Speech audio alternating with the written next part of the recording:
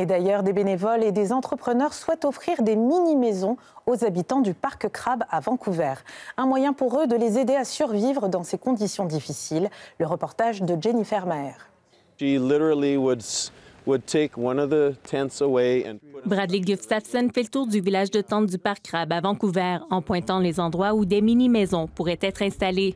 Le temps plus froid rend les conditions dans le camp difficiles, voire par moments dangereuses pour sa 60aine d'habitants. En réponse à la situation, des bénévoles et des entrepreneurs souhaitent leur offrir des mini-maisons. Une solution qui a déjà été mise en place à Prince-Georges, dans le nord de la Colombie-Britannique, où 18 mini-maisons ont été installées pour abriter des résidents du village de tente de Moccasin Flats. The first lady we gave it to, she was like, "Oh, this is beautiful," and it's just a very basic structure, but for them, it's like just a huge upgrade from a tent, right? Le projet de mini-maison à Prince-Georges a fait face à plusieurs défis, dont la ville qui a sommé d'arrêter leur construction et qui a interdit à quiconque d'occuper les mini-maisons. Le maire de Prince-Georges avait cependant affirmé que la ville n'avait pas l'intention de faire appliquer ces mesures.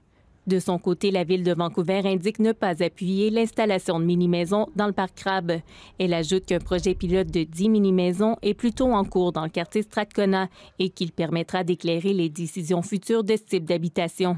Le projet pilote a été inauguré en décembre après près de 2 ans de démarche. Pourtant, le président de l'entreprise InGreen Systems, qui a fourni une douzaine de mini-maisons à Prince-Georges, indique qu'une semaine seulement a été nécessaire pour mettre en place les habitations temporaires. Et il estime le coût de chacune à environ 10 000 $.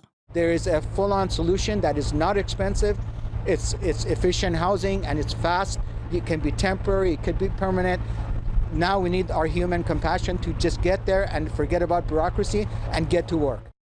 Ailleurs en Colombie-Britannique, les villes de Victoria, Duncan, Port-Alberni et Kelowna notamment accueillent des projets pilotes de mini-maisons pour aider à lutter contre l'itinérance en collaboration avec BC Housing. Ici Jennifer Maher, Radio-Canada, Vancouver.